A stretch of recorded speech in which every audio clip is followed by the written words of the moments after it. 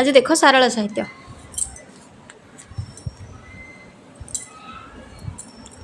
महाकवि सारल दासଙ୍କ आविर्भाव है कपिलेन्द्र देवଙ୍କ राजत्व काल ख्रीष्टीय पंचदश शताब्दी सारला जुग भाव में ख्यात। जदि देखा आमर सारला जुग जो समय सीमाटा हूँ ख्रीष्टीय पंचदश शताब्दी। कपिलेन्द्र देव परशुराम व्याजोग नामक एक संस्कृत नाटक रचना करी स्वपांडित्य और साहित्य रसिकतार परिचय देथिले। एहार मंगलाचरण में विष्णु शिव और जगन्नाथ वंदना गान कौटा जो कपिलेन्द्र देव लिखिं परशुराम व्याजोग से संस्कृत नाटकर मंगलाचरण में विष्णु शिव और जगन्नाथ वंदना गान कर परशुराम द्वारा कीर्तवीर्यार्जुन बद्ध होइथिबा विषय एथिरे वर्णित होइछि। एहा अमर रागरे रचित होइछि।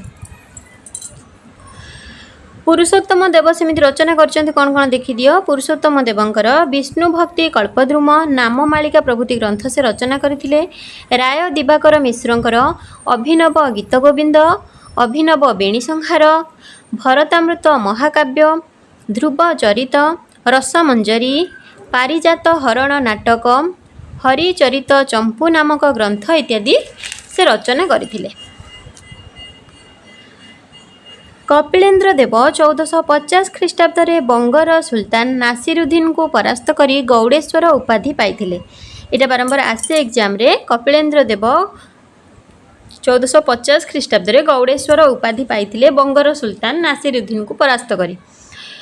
तापर देखिबा सारला दासଙ୍କ विषय रे आमे जानिले जे महाकवि सारला दासଙ୍କର आविर्भाव हेइथिला को समय रे ना कपिलेन्द्र देवଙ୍କର राजत्व समय रे बा कपिलेन्द्र देवଙ୍କର समसामयिक थिले हमरो सारला दास। कवि बाल्यरु थिले पितृमातृहीन। तांकर पितृदत्त नाम थिला सिद्धेश्वर परिड़ा। कटक जिला झंकड़ प्रागणा अंतर्गत कनकावतीपुर बा कनकपुर पाटणा थिला तांकर जन्मस्थान। तांकर अग्रज थिले परशुराम घाटिया एवं कवि बा से जाति रे थिले चषा और तांकर कौलिक संज्ञा थिला परिड़ा। तो सारला दासंकर पितृदत्त नाम थिला सिद्धेश्वर परिड़ा को मन रख। तेंतुलीपदा बा बड़ सारल ग्राम ठारे मुनि गोसाई मठ थिला सारला दासंकर आश्रम।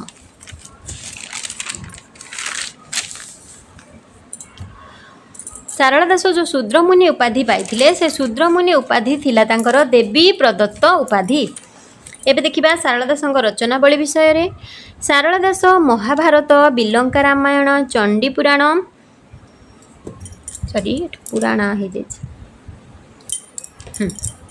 चंडी पुराण, लक्ष्मीनारायण वचनिका प्रभृति रचना करथिले। ए सबु ग्रंथ व्यतीत सारला दासंकर अन्य एक पुराण ग्रंथ हेउछि विचित्र रामायण।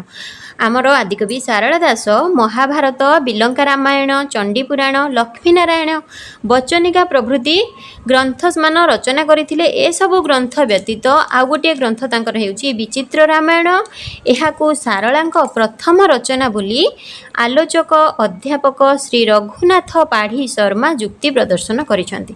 जो विचित्र रामायण रचनाटी सारला दासंकर प्रथम रचना बोली किए मत व्यक्त करिसेंति अध्यापक श्री रघुनाथ पाढ़ी शर्मा।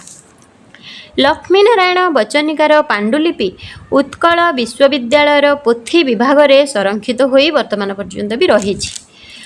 ओडिशा राज्य संग्रहालय रे सारला दास कृत सप्तकांड रामायणर पोथी अछि, मात्र एहा उपरे यथेष्ट आलोचना होई नाही। आउ गोटे तांकर रचना हेउछि कोन आउ गोटे ग्रंथ हेउछि सप्तकांड रामायण जहाँकि ओडिशा राज्य संग्रहालय रे अछि, मात्र एहा उपरे यथेष्ट भाव में आलोचना होई नाही। एबे देखिबा तांकर प्रथम रचना बिलंका रामायण।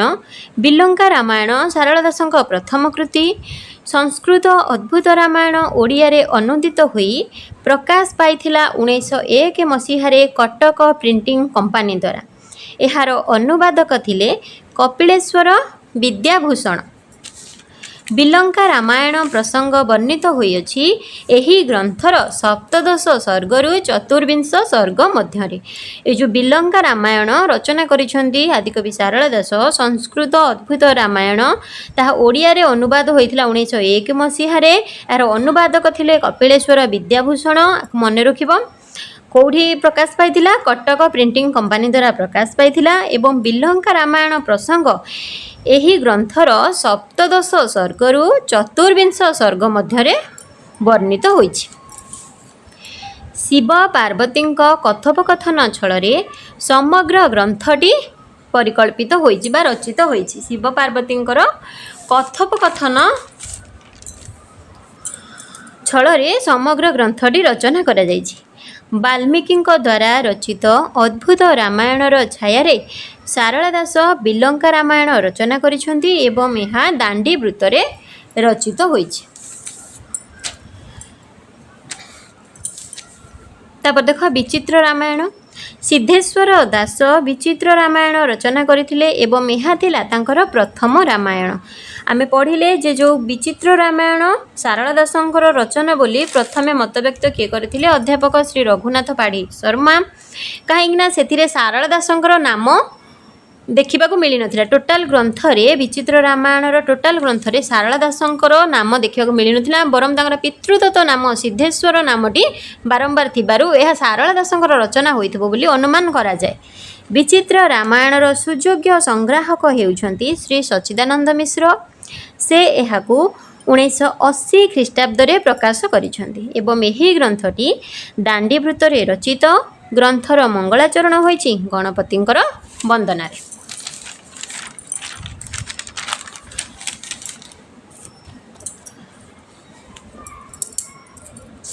तापर देख महाभारत पंडित गोपीनाथ नंद शर्मा सारला महाभारत उपरे श्री भारत दर्पण नामक समालोचना ग्रंथटी रचित होइछि।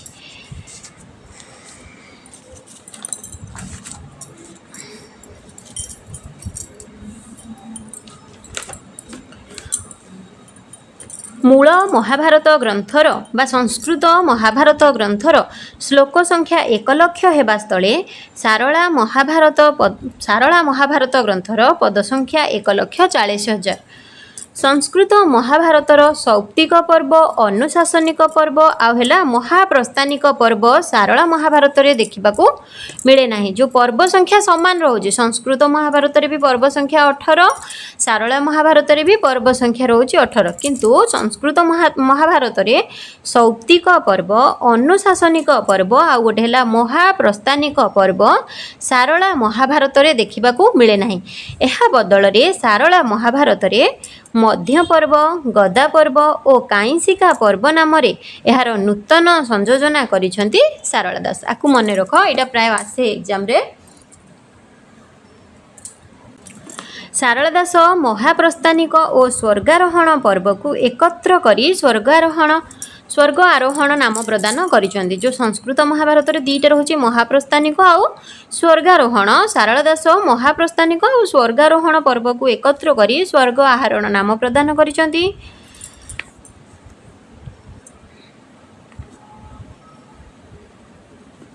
सारला दास महाभारत रे नारीर 3टी रूप उपर परिकल्पना करिसेंती। गोटे हला माता रूप, स्त्री भावे मोहिनी रूप, अंतकाल रे हिंगुला बा अग्नि रूप।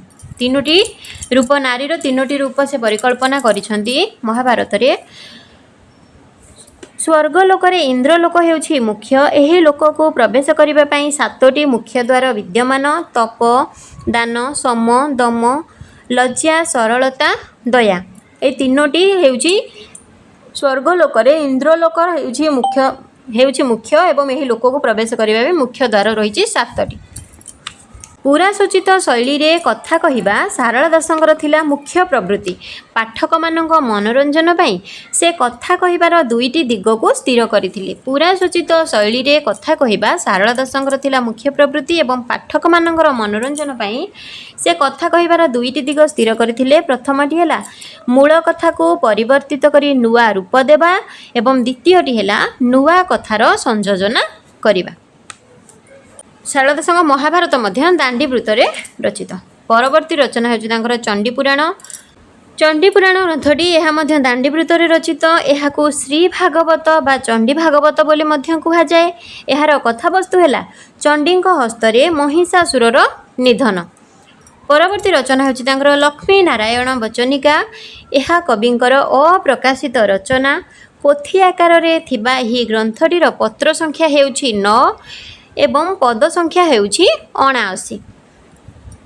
एही ग्रंथटी दांडीवृत्तरे रचित। लक्ष्मी नारायणଙ୍କ ମଧ୍ୟରେ कथोपकथन शैली रे ଏହା रचित होईछि। एही कथोपकथनरे लक्ष्मी निजर गुरुवार व्रत संबंधरे नारायणଙ୍କୁ अवगत कराउछन्ति।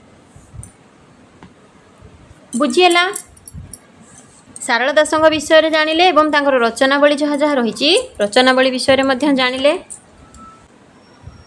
1550 रु 1650 ख्रीष्टाब्द पर्यंत काल को पंचसखा जुग नाम नामित करा जायछि। मु प्रथम रु जेतेबेले पढ़ेइली ओडिया साहित्यर विकास धारा यूनिट 2 प्राक सरला साहित्य सेतबेले पचार देछि जे हमर जो रहुछि ओडिया साहित्यर जुग विभाजन टाको सब बेले आखि सामने रे रखिबो।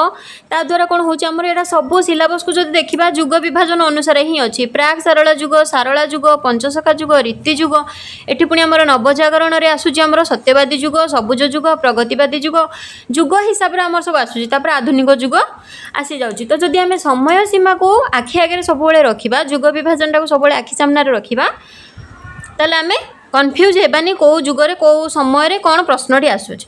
1550 रु 1650 ख्रीष्टाब्द पर्यंत काल को पंचसखा जुग नाम नामित करा जायछि। आलोचना रे एही जुग को दुई भाग रे विभक्त करा जायछि। प्रथम भाग रे बलराम दास, जगन्नाथ दास, अच्युतानंद दास, जसवंत दास, अनंत दास जो शिशु अनंत दास ये होचंदी प्रथम जुगर पंचसखा।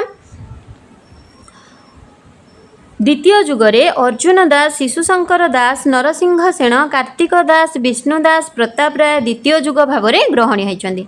एवं यही समय आउ किए आसुछन्ति कन्हाई खुंटिया, माधव पट्टनायक, माधवी दासी एमानको मध्य प्रथम जुगर कवि भाव ग्रहण करा जाय। किंतु पंचसखा भाव में आमर रहउछन्ति बलराम दास, जगन्नाथ दास, अच्युतानंद दास, जसवंत दास, शिशु अनंत दास। पंचसखांकर आविर्भाव घटीथिला प्रतापरुद्र देवଙ୍କ शासन समय रे। आमे जेमति पढ़िले सारला दासଙ୍କର आविर्भाव बा सारला दास थिले कपिलेन्द्र देवଙ୍କର समसामयिक कवि। पंचसखांकर आविर्भाव सेही परि घटीथिला प्रतापरुद्र देवଙ୍କର राजत्व काल रे बा शासन काल रे। किए कौन रचना करछन्ति देखि दियो। कृष्णदास कविराज गोस्वामी कृत चैतन्य चरितामृत। मु शॉर्ट रे लिखि देछि क्वेश्चन आसे चैतन्य चरितामृत कहार। कृष्णदास कविराज गोस्वामी कृत हेउछि चैतन्य चरितामृत। माधव पट्टनायकर हेउछि वैष्णव लीलामृत। विप्र दिवाकर दासंकर जगन्नाथ चरितामृत। अच्युतानंदंकर शून्य संहितारे चैतन्य देव एही पंच महापुरुषंकु पंच आत्मा भावरे स्वीकार करिसंती। अच्युतानंदंकर जो शून्य संहिता रचना रहिछि सेथिरे चैतन्य देव एही पंच महापुरुषंकु पंच आत्मा भावरे स्वीकार करिसंती। श्री सच्चिदानंद मिश्रଙ୍କ पंचसखा एक प्रवंचना शीर्षक प्रबंधटी दिगंत पत्रिकारे स्थानित होइछि। कृष्णचरण साहू पंचसखा प्रवंचना नुहे नामक प्रबंध रचना करथिले। पंचसखा प्रवंचना नुहे एही प्रबंधटी कृष्णचरण साहूंकर रचना। श्री सच्चिदानंद मिश्रଙ୍କର 4 गोटी जुक्ति और निजर गोटे जुक्ति को नहीं डॉक्टर नटवर सामंतराय सखाहीन पंचसखा पुस्तक रचना करथिले। डॉक्टर नटवर सामंतरायଙ୍କର रचना हेउछि सखाहीन पंचसखा।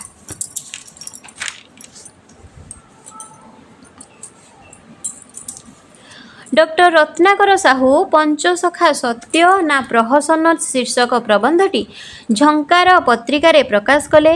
माधव पट्टनायक वैष्णव लीलामृत रचना बा रचयिता हेउछन्ति माधव पट्टनायक।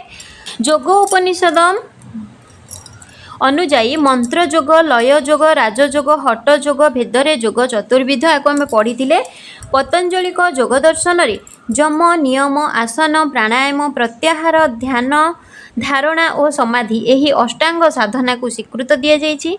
श्री जगन्नाथ थिले पंचसखांकर आराध्य देवता। स्वर्गत नगेन्द्रनाथ बसु पंचसखा को प्रच्छन्न बौद्ध। डॉक्टर आर्तवल्लभ महांती कहती बौद्ध वैष्णव और पंडित विनायक मिश्र कहती जोगाचारी। याक मन रख स्वर्गत नगेन्द्र बसु यहाँ आसे प्रश्न। स्वर्गत नगेन्द्रनाथ बसु पंचसखा को प्रच्छन्न बौद्ध एवं डॉक्टर आर्तवल्लभ महांती कहती बौद्ध वैष्णव, पंडित विनायक मिश्र कहती जोगाचारी बोली। पंचसखा मानकर स्वतंत्र मंत्र थिला। बलराम दासंक मंत्र थिला कृष्ण मंत्र, जप थिला अजपा, नाम थिला तारक। जगन्नाथ दासଙ୍କ मंत्र थिला राधा मंत्र, जप थिला अणाकार, से नासिका ऊर्ध्वरु केश जाए प्रसारित चित्ता तिलक धारण करुथिले। यह थिला हरि मंदिरर चित्ता।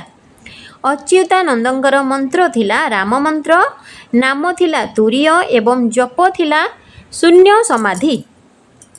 शिशु अनंत दासंकर मंत्र थिला गोपाल मंत्र, जप थिला एकाक्षर एवं से ऊर्ध्व पुंडरीक तिलक धारण करुथिले। जशवंत दासंकर मंत्र थिला श्याम मंत्र, जप थिला अबना एवं से नासार्धरे तिलक धारण करुथिले। तार जो पंच सखा रहिले हमर 5 जण सखा सेमानकर स्वतंत्र मंत्र थिला। बलराम दासंकर मंत्र थिला कृष्ण मंत्र, जगन्नाथ दासंक मंत्र थिला राधा मंत्र, अच्युतानंदंकर राम मंत्र, जशवंतकर श्याम मंत्र, शिशु अनंत दासंकर थिला गोपाल मंत्र। तो जप कौन थिला ना उत्कलर एही पंच साधक मानकर जप थिला अजपा अणाकार शून्य एकाक्षर अबना। याकू मने रखिब उत्कलर एही 5 साधक बा 5 जण पंच सखांकर जप थिला अजपा अणाकार शून्य एकाक्षर अबना।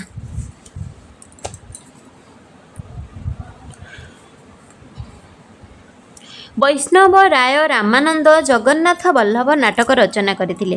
राय रामानंद थिले रागानुगा भक्ति मार्गर उपासक। श्री चैतन्य जो मठरे अवस्थान करुथिले तार नाम मुद्रहस्त मठ, किंतु परवर्ती समय रे बकुल मठ नाम रे प्रसिद्ध लाभ करथिला। श्री चैतन्य जो मठरे रहिथिले बा अवस्थान करुथिले से मठर नाम थिला मुद्रहस्त मठ। परवर्ती समय रे ताहा बकुल मठ नाम रे प्रसिद्ध लाभ करिछि। 1533 ख्रीष्टाब्द रे श्री चैतन्य इह लीला संवरण करथिले। आउ कोन रहउछि पंचसखा साहित्य रे देखि दियो। दक्षिण भारतर धर्म जगत रे शिव और विष्णुकर उपासना फल रे शैव और वैष्णव दुई गोटी मुख्य संप्रदायर अभ्युदय घटिथिला। दक्षिण भारतर धर्म जगत रे शिव और विष्णुकर उपासना फल रे शैव एवं वैष्णव ए दुई गोटी मुख्य संप्रदायर अभ्युदय घटिथिला।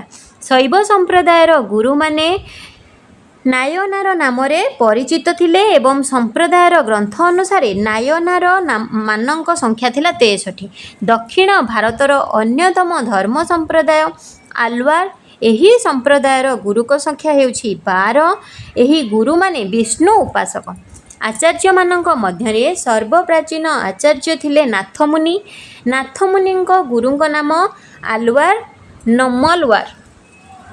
एते भितर आसबनी तथापि जानी दे था। नाथ मुनि पुत्र ईश्वर मुनि और तांको पुत्र आलवंदार तांकर अन्य एक नाम थिला जमुनाचार्य।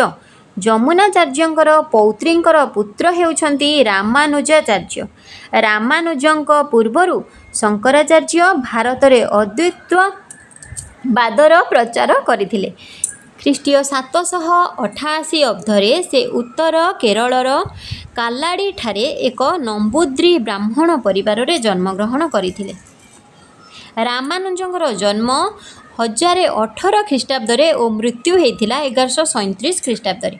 ब्रह्मसूत्र उपरे रामानुज जो भाष्य रचना करथिले ताहा श्री भाष्य नाम रे विदित हेछि। ब्रह्मसूत्र उपरे रामानुज भाष्य रचना करथिले से भाष्य हेछि श्री भाष्य।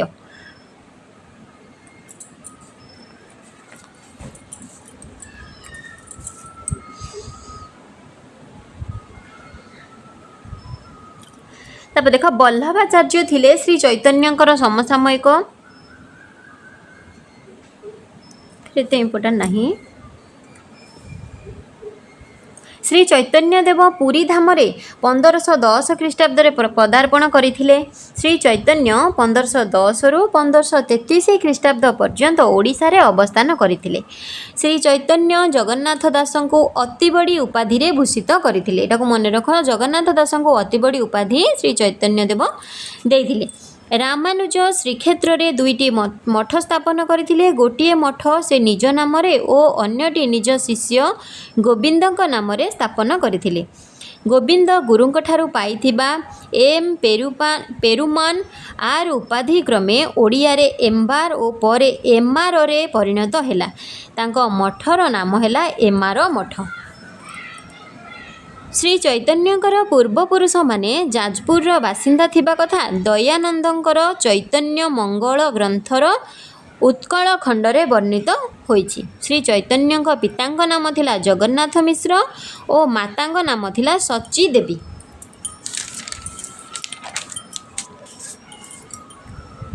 श्री चैतन्यक पिलादिनर नाम थिला निमाई। श्री चैतन्य 19 वर्ष बयस लक्ष्मी प्रिया को विवाह करथिले। गौड़ीय मतवाद भक्ति को दुई भाग में विभक्त करा जायछि, गोटे है वैधी आ गोटे है रागानुगा भक्ति। शास्त्र निर्दिष्ट आचारशील भक्ति को वैधी भक्ति भाव में ग्रहण करा जाए। वैधी भक्ति रे भक्त पाई 5 गोटी श्रेष्ठ साधन रही। गोटे है साधु संग, नाम कीर्तन, भागवत श्रवण, मथुरावास और श्रीकृष्ण का सेवा। रागानुगा भक्ति रे आचारशीलता थिले हे आउ एक कथा रही। साध्य और साधक मध्य राग प्रतिष्ठा निमित्त उद्यम रहिबा एकांत आवश्यक। यह रही रागानुगा भक्ति रे जे साध्य साधक मध्य राग प्रतिष्ठा निमित्त उद्यम रहिबा एकांत आवश्यक। रागानुगा भक्तिर 11 अंग हेउची गुरु सेवा, शरणागति, श्रवण, कीर्तन, स्मरण, पदसेवा, अर्चना, वंदना, दास्य, सख्य और आत्मनिवेदन। रागानुगा भक्तिर ऊर्ध्वरे अछि भावभक्ति। भावभक्ति रे रही केवल राग। भाव हेउची 5 प्रकार, गोटे है शांत, दास्य, सख्य, वात्सल्य और मधुर भाव। तापर आमर जो रहिले पंचसखा बलराम दास, जगन्नाथ दास, अच्युतानंद दास, जशवंत दास, ईश्वरनंद दास तांकर स्वतंत्र मंत्र विषय जानिले। तांकर जप कौन थिला ताकू मने रखिबो। 5 जनक रचना आमे नेक्स्ट क्लास रे पढ़िबा।